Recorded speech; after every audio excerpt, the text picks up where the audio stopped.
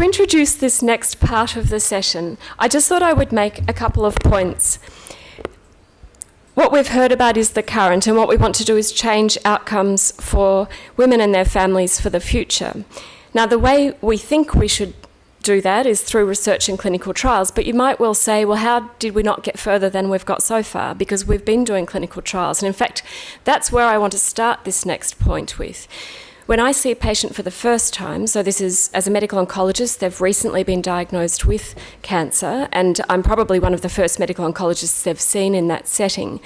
I usually try to describe the fact that the treatment options I'm going to talk to them about are only options because of the many thousands or tens of thousands of women with ovarian cancer and other related cancers who have already been treated within a clinical trial so that we can collect data and know what to do next.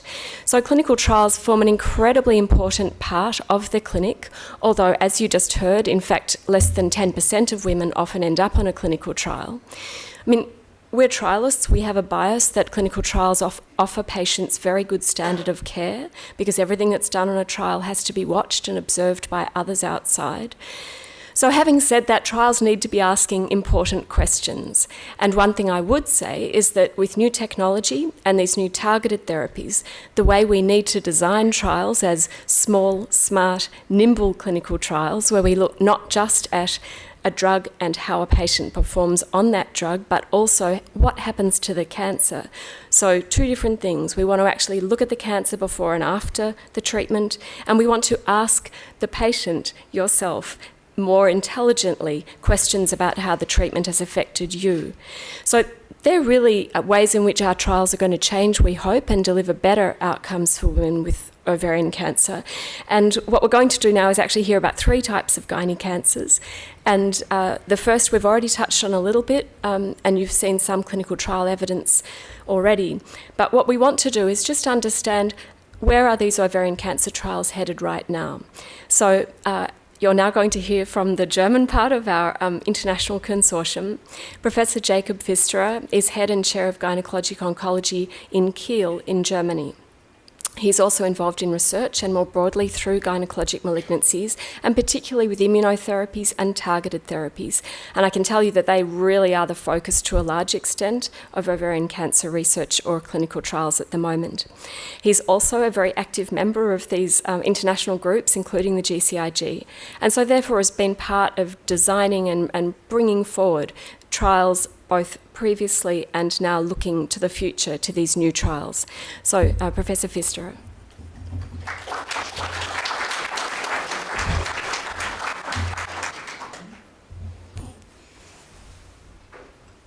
So, thank you very much. It's a pleasure to be here and to be invited. I would like to thank you for that. First of all, since many of you may have not been yet in Germany, where is Kiel, the important city? It's up in the north at the Baltic Sea, approximately 1 hour north of Hamburg. So, I would like to start having a look back in about the treatment, the systemic treatment of ovarian cancer. So, over the past 30 years, there was only little change and improvement. In the 1980s, Cisplatin came up and became a standard of care in the systemic treatment. And in the 1990s, paclitaxel came up.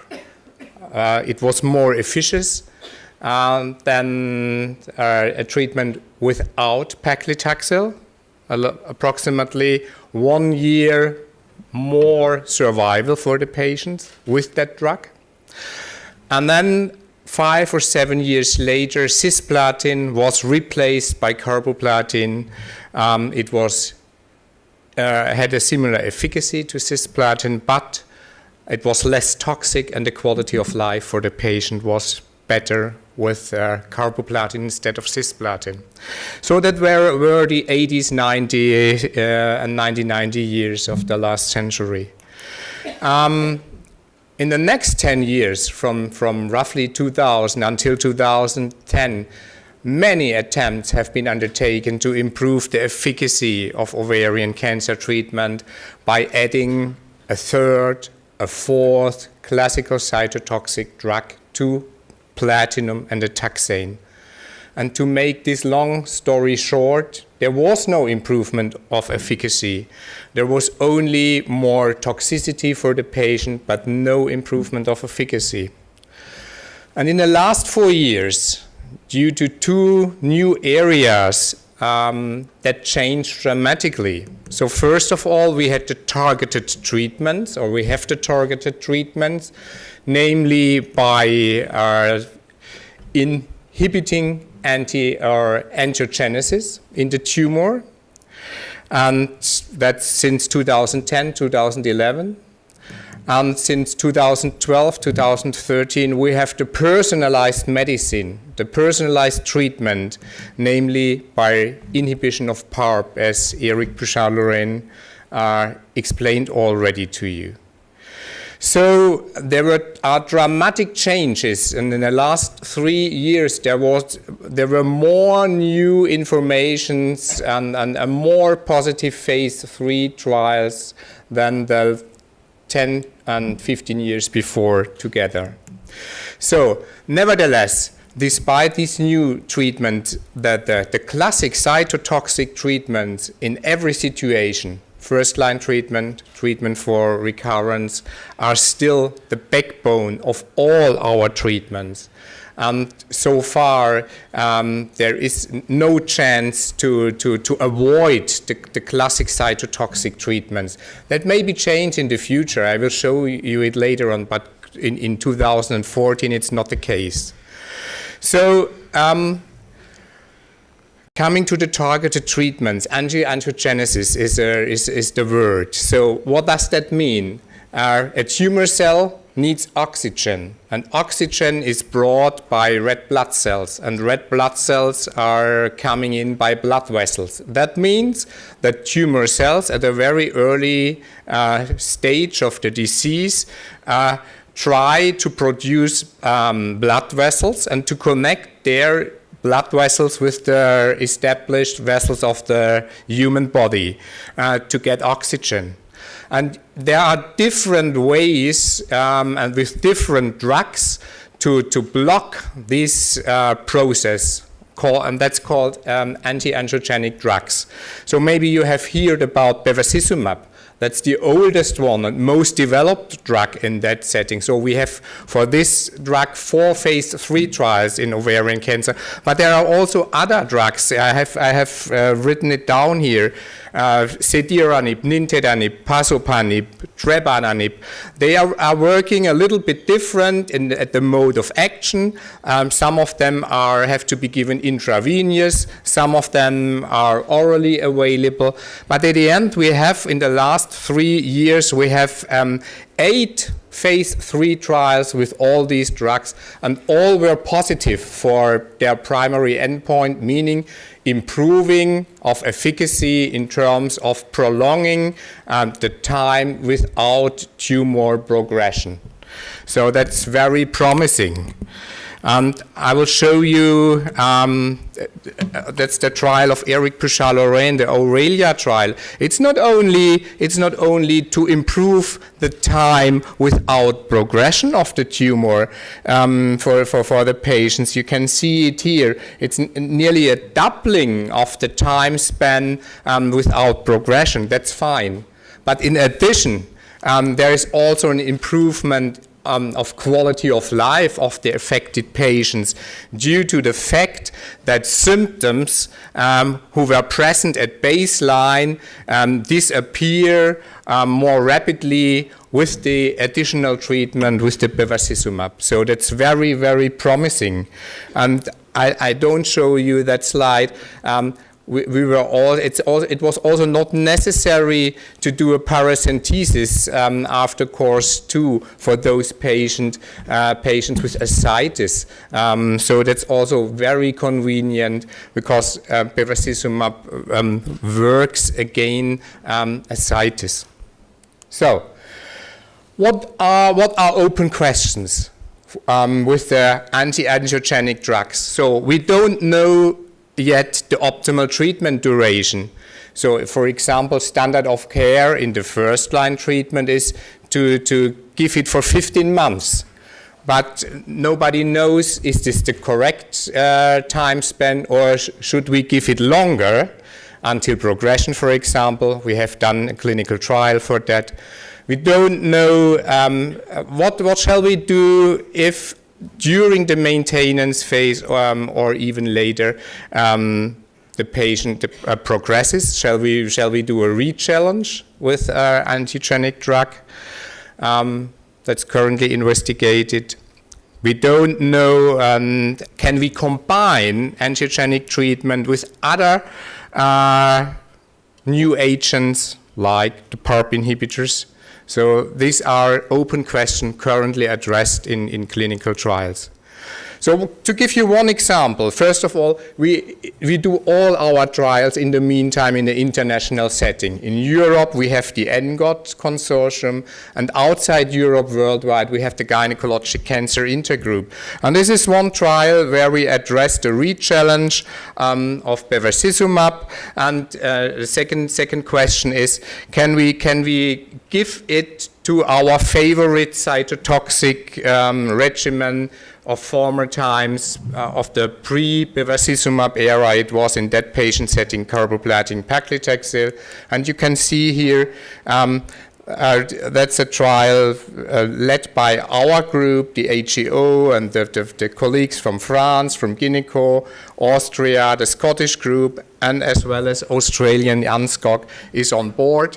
And we have now, of the 650 patients enrolled so far, more than 50%, and we expect that we will end up in approximately 12 months with the target recruitment of the trial. Next field, personalized medicine, PARP inhibition. So I have written here down some names. The oldest one and most development is olaparib. The trade name is Lynparza. But there are others, niraparib, rucaparib, veliparib, and so on. And there are currently trials under the way to investigate this trial. Eric has already explained the mode of action, that DNA may be damaged and can be repaired by a protein named PARP. And if PARP is blocked by a PARP inhibitor, the damaged DNA in the tumor cell cannot be repaired and the cell dies, hopefully. And there are data that works very well in a clinical setting for recurrent ovarian cancer patients. You can see here the risk to relapse further is reduced of about 70%. So that's fine. And we know that it works even better in patients that have a BRCA mutation. You see here, then it is reduced to 80% the risk that the patient recurs. And based on this trial, 2 weeks ago, the European Medical Agency has licensed and gave a market authorization for olaparib to patients with platinum-sensitive, relapsed BRCA mutated, germline and asymptomatic high-grade serous epithelial ovarian cancer. So that's fine. But that causes a lot of problems not yet addressed and not solved. For example, 75% of all ovarian cancers are high-grade serous. 10 to 15% have a germline mutation for BRCA. But up to 50% may have a somatic mutation. And we are trained in the last couple of years to deal with families with a history of ovarian and breast cancer and to test and to counsel them if they want it. But now it has a direct impact on the treatment. And that means that nearly all patients with high-grade serous ovarian cancer want to have a test for a germline and somatic BRCA mutation. That's expensive. It's not cleared in Germany who bears the costs.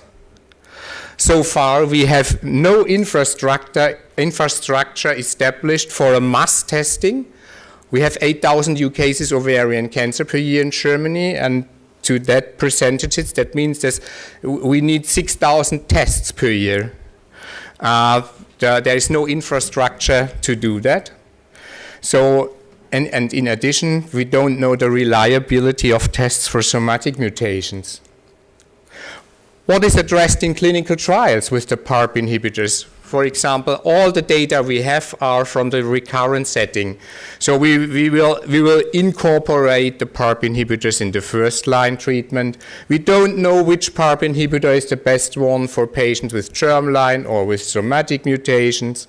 We don't know, can we sequence PARP inhibitors if a patient progresses, that we switch to another one, as we know it of endocrine treatment in breast cancer.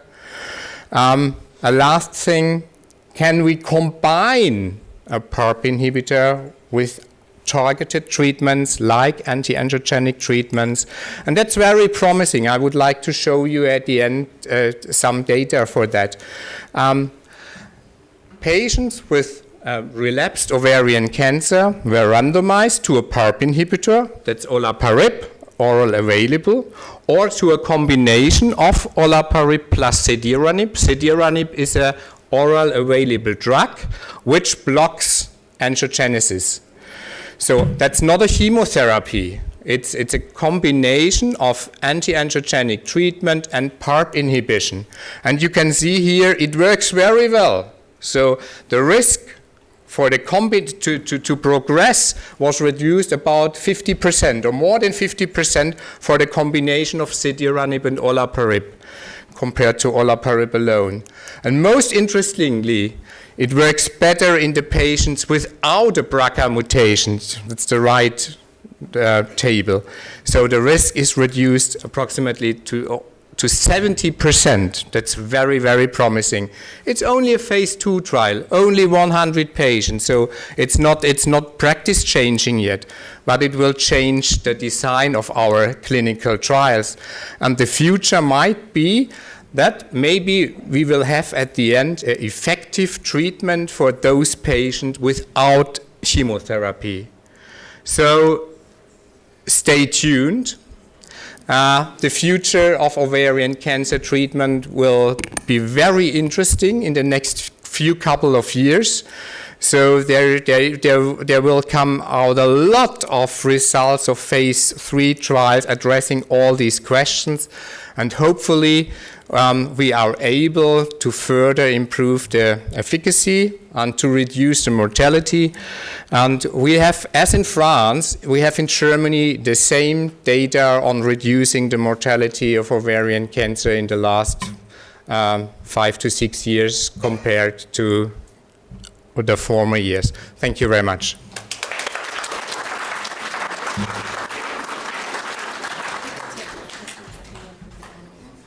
Thank you very much, and I really am very glad that we had time for that level of detail.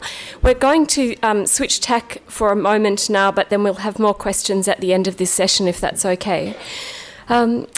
I did just want to make the point that ovarian cancer, where we're talking about it today, with not a lot of time, also includes a couple of other subsets of cancer, including fallopian tube cancer and primary peritoneal cancer. So if there's anyone here in the room with either of those two diagnoses, then they're being grouped in together with ovarian cancer. Now, in contrast, we're going to change tack a little bit and talk about a different part of the gynecologic anatomy. So we're going to talk about the cervix, which is down the bottom of the womb or the uterus, and then we'll go on to talk about cancer involving the uterus itself. And I think it's fair to say that for many of these types of cancers, the precise anatomy and the proper terms are not often out there in the press, like breast cancer is. So there is a lot of confusion about what's that new cervical cancer vaccine actually for. So I definitely, would encourage you to ask any questions you have along those lines, and I hope that that's just clarified where the next 10 or 20 minutes or so are going to go. So our next speaker, Professor David Gaffney, also differs in that he's a radiation oncologist. So it's lovely to have the opportunity for you to hear the views of a radiation oncologist, as many of you will have perhaps been offered that at some point in time, if not actually had it. So Professor Gaffney is from the University of Utah in Salt Lake City, and he has experience across all types of gynecologic cancer and some other cancer types as well, but is going to concentrate for us for 10 minutes on cervical cancer. Thank you.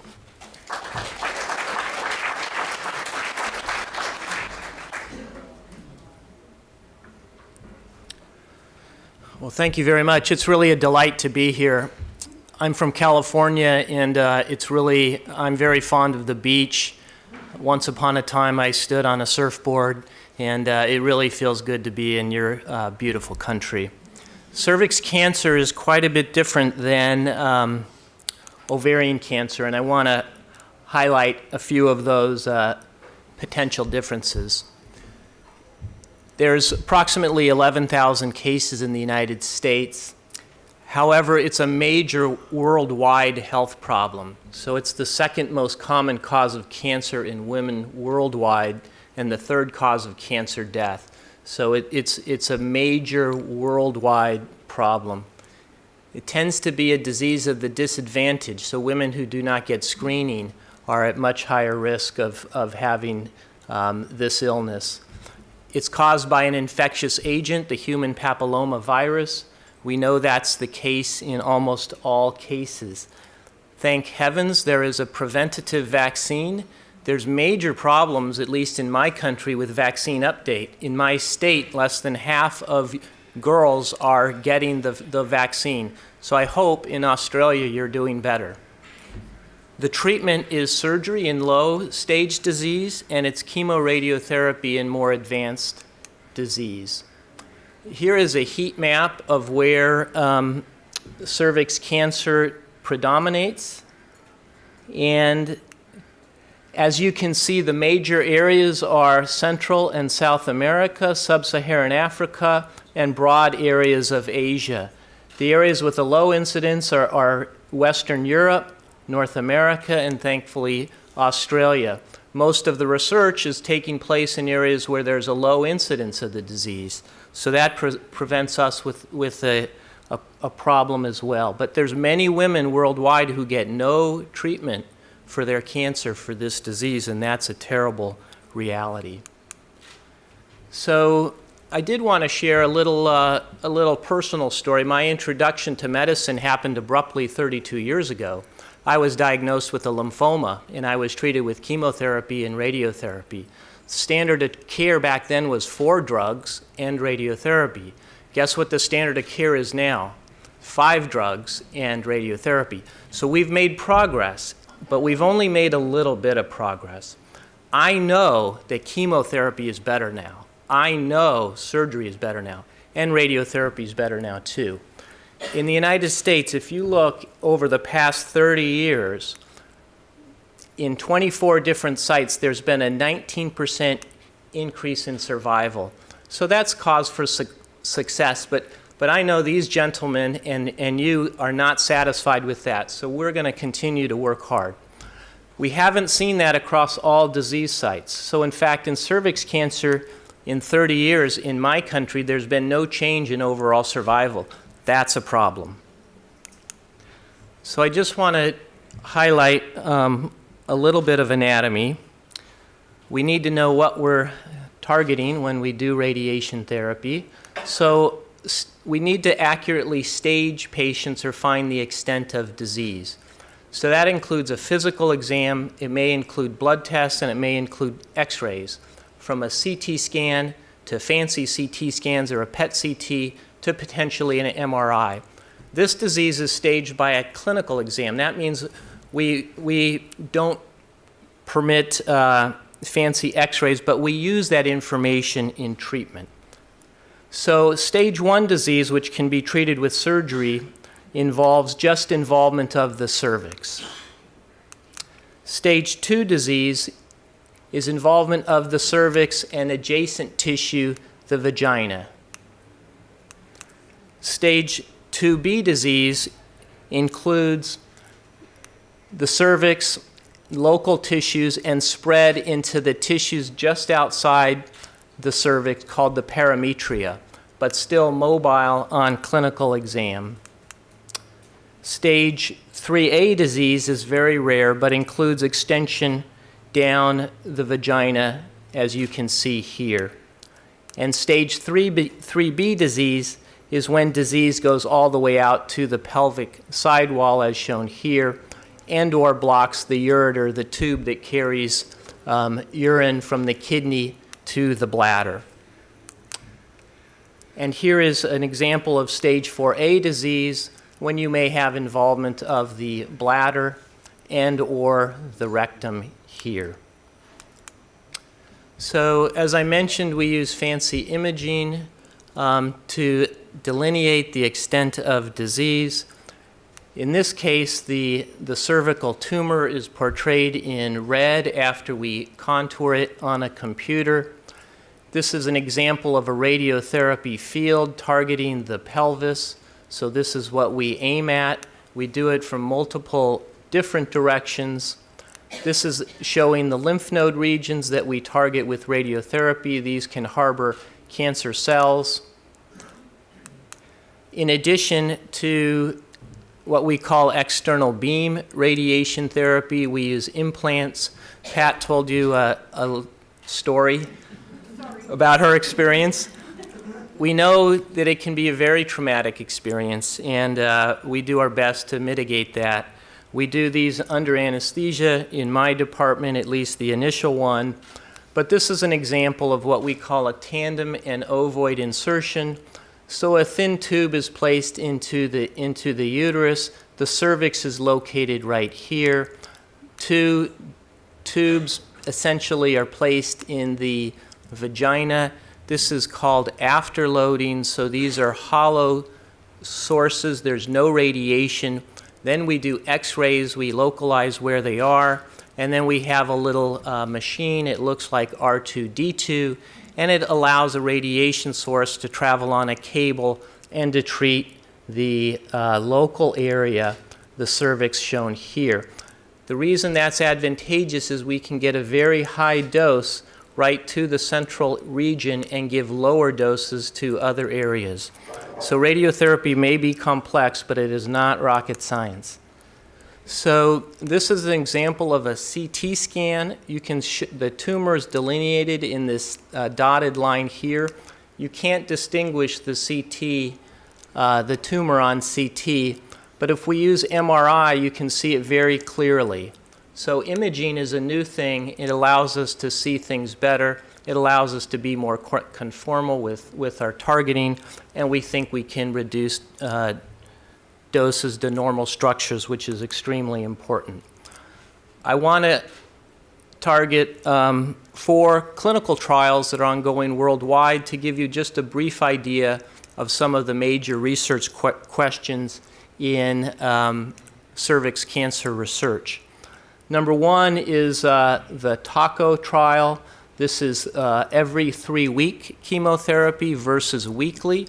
So it's standard around the world for women to get 1 drug, Cisplatin, weekly for 6 weeks. This is reducing that to fewer numbers of chemotherapy administrations. This just shows the schema of that particular trial. The next trial is a surgical trial. This is being led by Dr. Plant from Canada. And this is looking at what we call a radical hysterectomy, which Pat talked about, versus a simple hysterectomy for patients with very early cervix cancer. And here is the schema there. I wanted to highlight that the endpoints include pelvic relapse-free survival and a variety of different things, including overall survival and patient-reported outcomes. So there's many different types of questions that we try to answer in these types of research studies, including cost effectiveness. And importantly, these things take a worldwide effort, so there's countries around the world that are participating in this research trial. The next trial is being spearheaded by colleagues in the United Kingdom. Dr. McCormick is the principal investigator. We do know that Cisplatin together with radiotherapy improves survival, but we don't know best yet how to administer chemotherapy and radiotherapy together. So in this trial, they're giving 2 drugs of chemotherapy prior to chemoradiotherapy versus our standard of chemotherapy and radiation together. And that trial is continuing as we go. And importantly, I'm going to finish up with a trial that's being performed by our colleagues in Australia and New Zealand. And again, this trial is looking at how best to deliver chemotherapy together with chemoradiotherapy. So chemoradiotherapy is the standard. The experimental arm is chemoradiotherapy plus 4 cycles of chemotherapy out back, as we call it. So, and that's progressing fairly nicely. So with that, I thank you very much, and thank you again for having me here.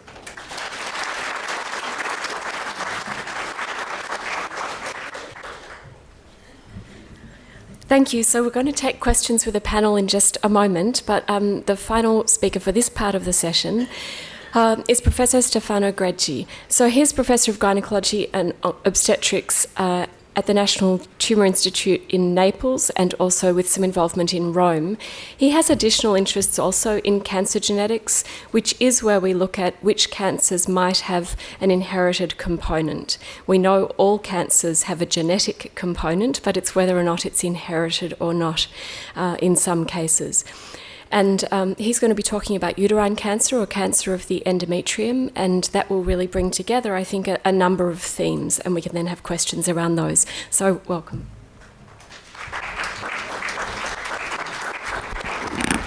Thank you, Claire. There's a gynecological forum, great. First of all, I'd like to thank Ovarian Cancer Australia for the invitation to this important forum.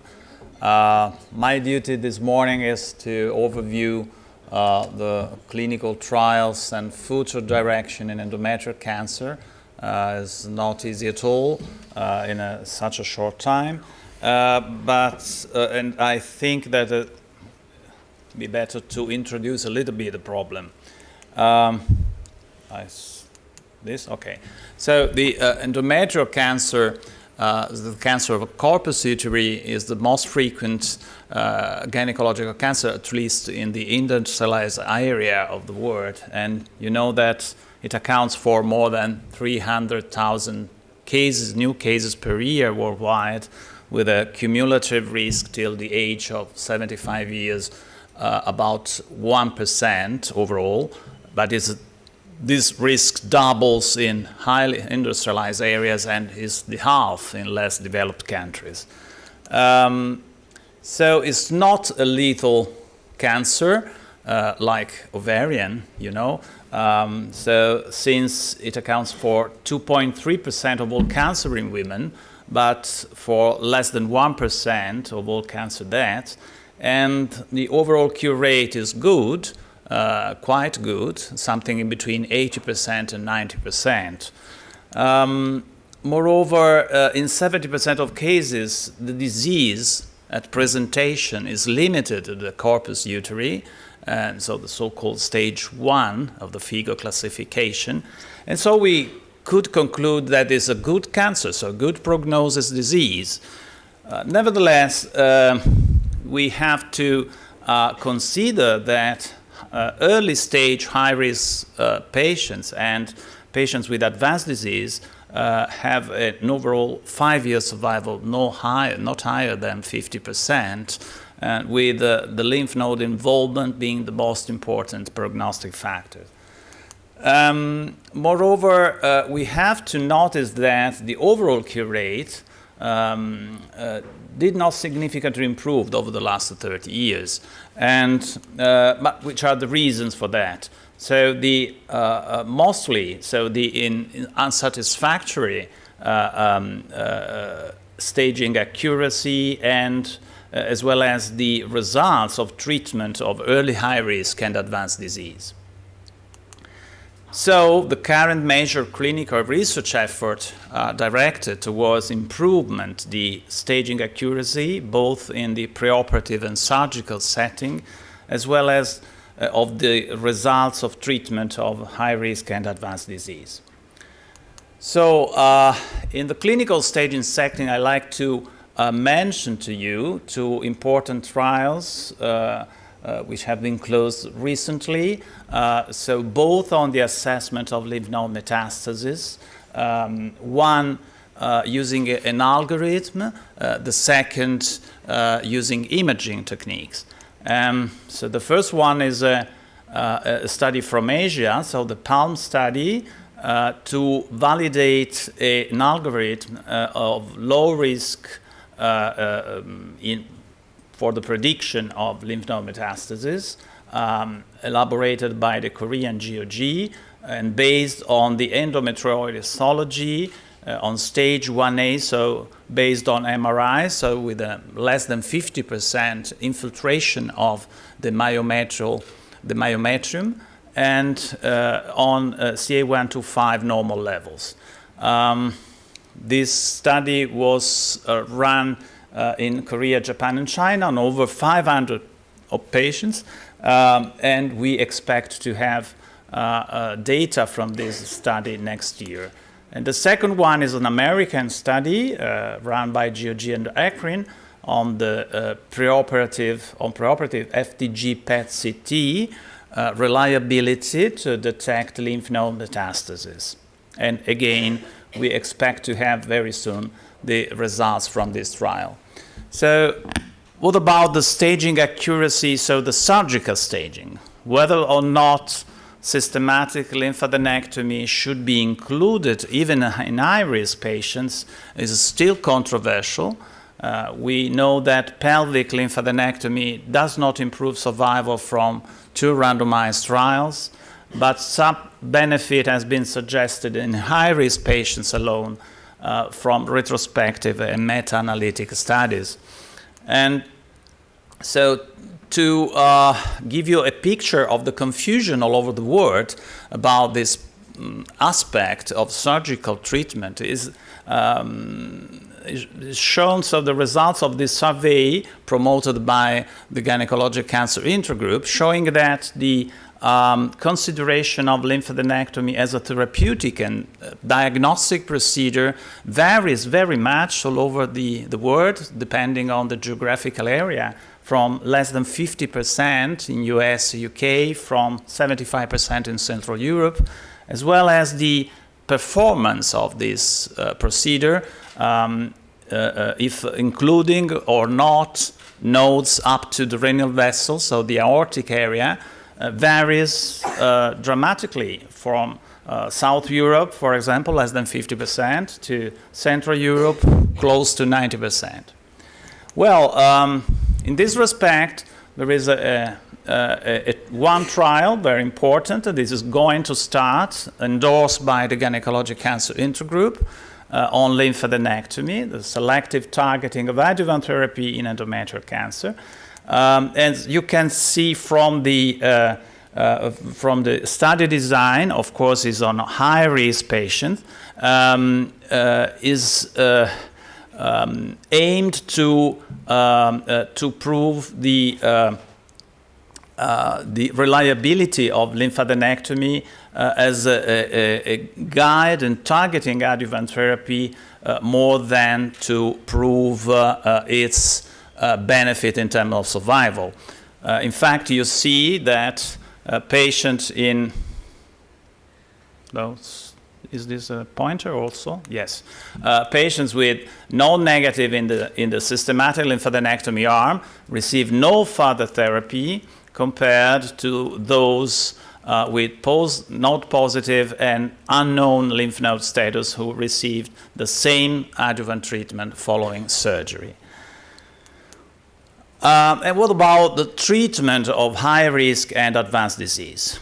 We have to permit that adjuvant radiation therapy had proved no survival benefit in intermediate-risk patients. And now the role of chemotherapy is being explored, especially in high-risk, in early high-risk patients, but also in advanced, alone or concurrently, even concurrently with radiation therapy or following radiation therapy. And moreover, the role of new radiation techniques is being explored, and very initially, so the so-called targeted therapy, including or not bevacizumab. So first of this part of studies is that is a GCAG study as well on high-risk disease, but with no negative lymphadenectomy, comparing chemotherapy versus no treatment. This is a Danish group together with the RTC group, and is ongoing. Second is a US study, so the GOG 249, comparing classical radiation therapy, external plus vaginal brachytherapy, versus brachytherapy only plus chemotherapy. This is been closed, and very preliminary data have been presented showing no benefit, so no difference between the two arms, but it's very short follow-up, and so it's too early maybe to draw any conclusion on that. The PORTEC-3 is a large international trial comparing, again, classical radiation therapy versus chemoradiation, so concomitant chemotherapy and radiation, followed by chemotherapy in high-risk disease. This study has been closed, and next year we will have toxicity data, and the final analysis is expected in 2016. The GOG 258, again in very high-risk disease, comparing chemoradiation followed by chemotherapy versus chemotherapy alone. This has been very recently closed, and we expect data in a couple of years. And the last on the role, exploring the role of chemotherapy now in pelvic recurrences is the GOG 238, comparing radiation versus chemoradiation, and this study is still ongoing. Well, what about new techniques in radiation therapy? So the TIME-C is exploring the role of intensive modulated radiation therapy, which is an high-tech procedure, and so it's trying to explore its cost effectiveness as a postoperative treatment in endometrial, but also in cervical cancer. So, and finally, so the initial, initial phase of targeted therapy in endometrial cancer, so the introduction of bevacizumab added to conventional chemotherapy in this Italian study, just very recently closed, in advanced or recurrent endometrial cancer. And this study using the Cediranib, so the triple angiokinase inhibitor, in a clear cell carcinoma of the endometrium, which is a rare entity, so a rare variant of this cancer, but showing a gene expression profile very similar to ovarian and renal cancer, and using the Cediranib in recurrent disease. So, and this study is ready to start. So, but I'd like to mention also, finally, a new area of research, so a conservative treatment in endometrial cancer. So conservative means no surgery at all, so only hormonal therapy, in two different settings. So one setting, a young women wishing to preserve their fertility, and we should answer to main question if it's possible to preserve fertility in such patient and in whom, and if it's possible also to have a successful reproductive outcome following such a treatment. And the second setting is a setting of the very comorbid, obese patients with early disease that are not amenable for surgery with surgical high risk. Of course, the young patients less than 40 years represent a limited part of the overall disease, less than 10%. But we know that there is an increased cancer diagnosis in women in their reproductive age due to the increased age at conceive, due to social, cultural reasons. And also we know that disease profile in such young women is generally favorable and corresponding to estrogen-dependent or estrogen-related cancer of the endometrium. And the recent meta-analysis on the hormonal treatment in such conditions showed a good rate of complete remission, about 75%, but with a 40% of relapse following treatment, and successful reproductive outcome in about 1/3 of cases. So, given the fact that the amount of data available are still limited, and most generated from retrospective studies with short follow-up, that there is an insufficient information on reproductive outcome, and that in these conditions the pretreatment fertility counseling was rarely offered. So we have started within the gynecologic cancer intergroup a prospective multicenter registry study to systematically collect data on these patients treated conservatively. And in the second setting, so the comorbid patients, the Ansgog started a randomized trial comparing the levonorgestrel IUD, the Mirena only, so the Mirena plus metformin due to its induced prolonged increase of progesterone receptors, and Mirena plus a weight loss intervention. And this study is still ongoing, so it's ongoing as well. So what about the future, more or less next? So let's say that we are still far away from biomolecular characterization of the disease in endometrial cancer, in the clinical practice at least, aimed to personalize disease management differently from other cancers like breast or colon cancer, for example.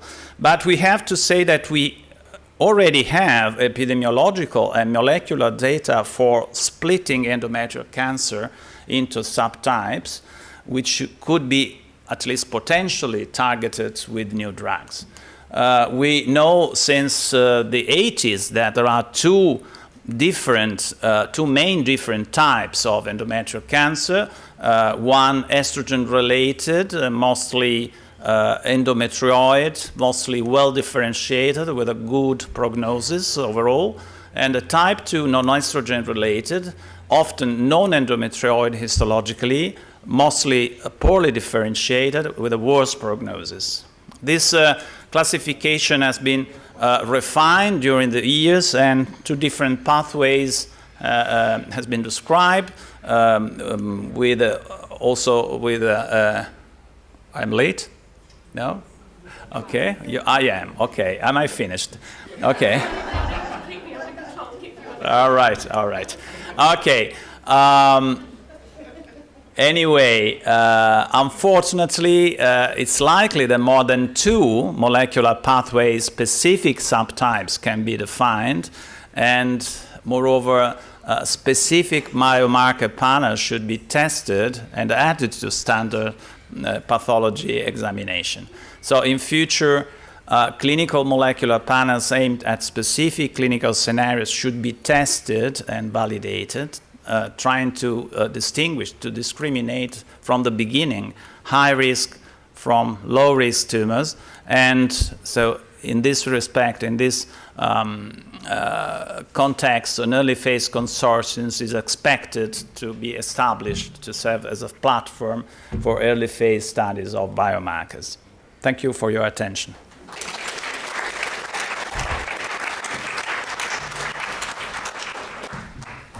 Thank you very much. So it is really hard to get around these large topics in 10 minutes, but what we might do, if you would like, is have a panel up the front here just for 5 or 10 minutes before we turn to Professor Quinn for research.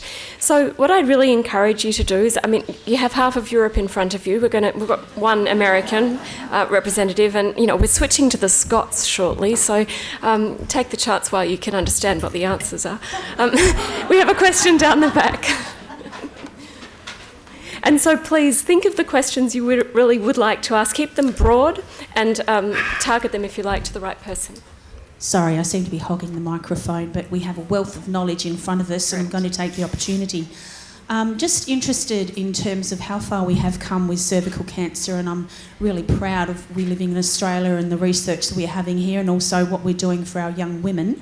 But with ovarian cancer, we go along and we have our pap smear every 2 years, and we skip out going, oh gosh, you know, tick that box, that's fantastic. A week before my diagnosis, I had the all clear with my cervical cancer. Where are we going with our CA125 research? Because the women are getting younger. I'm 46 years old and I have stage 3, stage 4 cancer, ovarian cancer. If I was given that choice at my 2-year cervical cancer check, I would have definitely taken the opportunity to have my blood tests. And I guess where I'm going is, where are we going with that in terms of cost and everything else? Perhaps Eric, would you like to? Screening for ovarian cancer, who would like it? Screening for ovarian cancer, sorry. It remains a dream. And well, there are very interesting studies from Jan Jacobs in UK, suggesting indeed that with a special algorithm of CA125 during the follow-up of CA125, allowing this very small modification of the level to have a warning when it is going up quite small.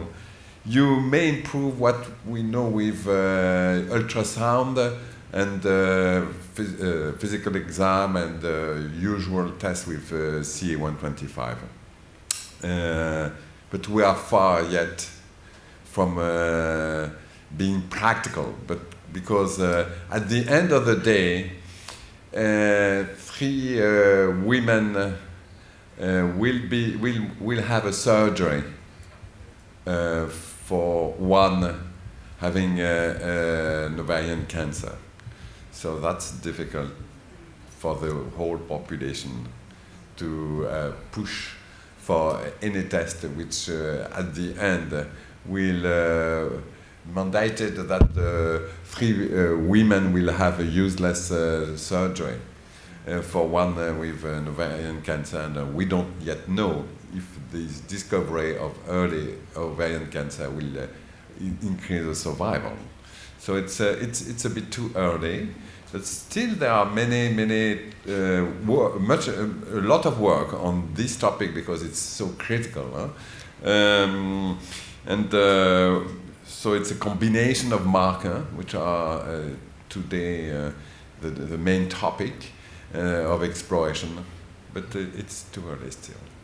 And perhaps just to follow up on that extremely important point, it means that we don't have a screening test that's been proven to be sensitive enough, like in other cancer types. And although we were doing CA125 and ultrasounds, particularly in high-risk clinics some years ago, we now know that by the time those tests are positive, we can't actually cure someone of their cancer. So it gives a false indication. It's not actually screening, it's just picking up something that's already there. What we do think is that CA125 is very important, as Katia and Miranda said, for a woman who's trying to investigate symptoms. So it's very clear to keep the symptoms separate from someone who's perfectly well with no symptoms, which may have been your case at that time.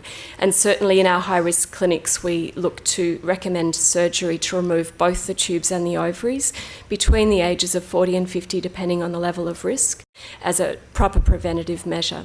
Sorry, did you have a comment to follow up? So, look, I think it's our...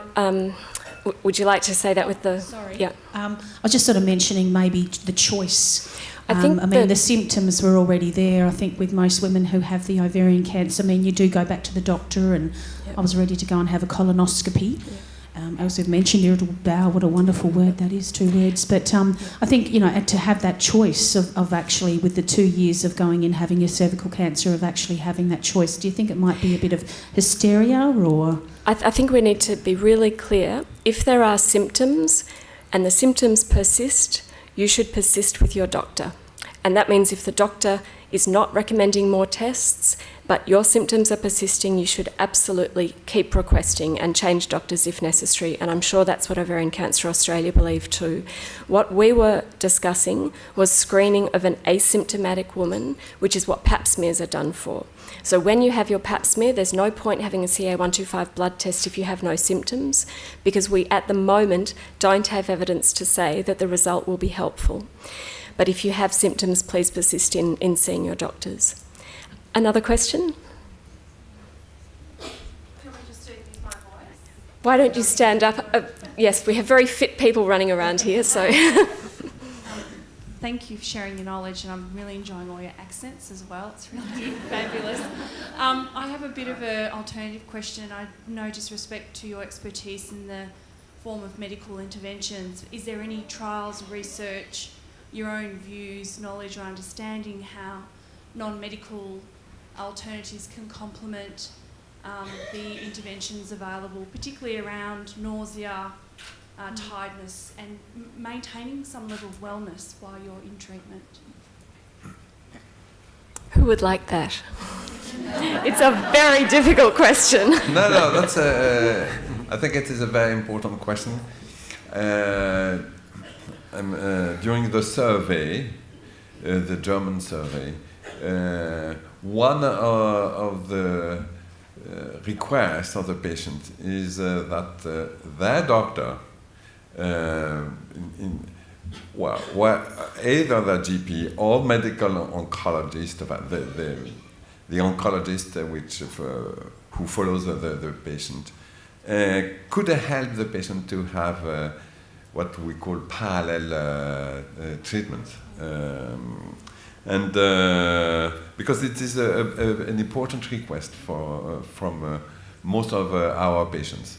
But I must say that personally I listen very well to this request, but I'm unable to prescribe or to give advice about this medicine, which I do not know. I don't know if my colleagues knows better than I on parallel medicine. So, we know that in Germany, approximately 60% of the patients are using such methods. As summarized with complementary medicine. But we are not allowed, for example, to prescribe it. So in Germany, the patients can do it, but they have to pay for it on a private basis. And in addition, the level of evidence for nearly all of these interventions is quite low. So it's more a personal recommendation and a belief in that than that there is a higher level of evidence that the methods are effective. But we must acknowledge that it helps patients. I must say that it's true, and I'm sorry not to be able to help the patients in a treatment which helps them. Monica. She's used to interrupting this crowd, don't worry. Yeah, they're used to this. Now you see what they have to put up with. I did want to answer that a little bit more from maybe a nursing viewpoint or an advocacy viewpoint. And certainly in my nursing career, a lot of my patients have used complementary therapy, alternative therapy, give it whatever name you want. My personal nursing experience is, as long as it doesn't hurt, why not? I don't think it ever should replace traditional medicine, just again, from my own experience, what I've seen and the research I've seen. But I've seen a lot of patients benefit in ways that are extraordinary by supplementing. This is going to sound kind of corny, but you know what a patient has faith in goes a long way, as well as having faith in their doctor and their treatment. But now there are more and more and more herbal and whatnot remedies. So any patients I know or people I know getting into that avenue of things, I do ask that you do inform your doctor. I think sometimes patients are afraid to tell the doctor they're doing those things. He might take it as an insult or whatever reason. But it is very important because, in fact, there is more and more proof that some of those herbal things can contradict certain drugs. St. John's wort, for instance, is an herbal remedy that there are certain chemotherapy drugs, it's been shown to interfere with their action. So please tell your doctors if you're doing any of those things. I don't think there's any contradiction between imagery, visualization, meditation, but nonetheless, it's very beneficial for your healthcare team to know that you're doing those things. Thank you, Monica. I was going to make that point as well, and also that on clinical trials you're often not allowed to use complementary medicine, but certainly in my centre we ask you to give us a list and we will go through the list with our local experts in case there are any things on it that we know to be safe. If we don't know, then it's considered unsafe.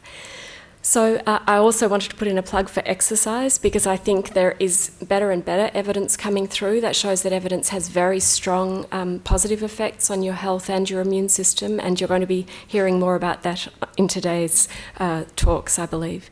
Please thank these speakers, and we'll keep Professor Quinn with us.